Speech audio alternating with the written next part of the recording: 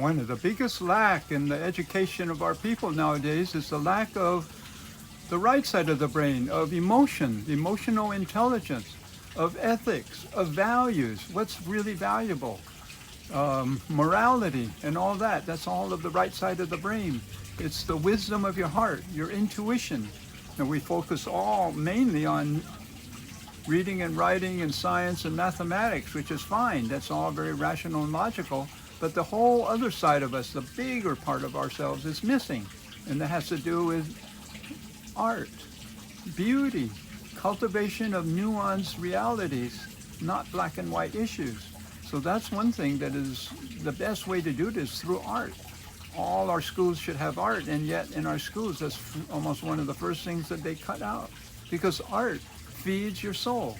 I know many of you are artists out there, and you know how rewarding it is to put out that music, put out that story, that writing, that whatever. It feeds the soul.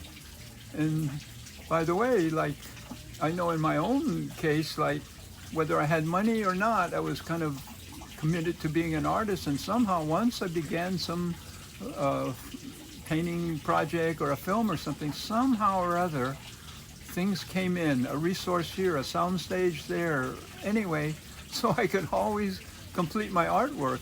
I didn't have too much extra beyond that, but I always had enough of my art, and I consider that a great blessing.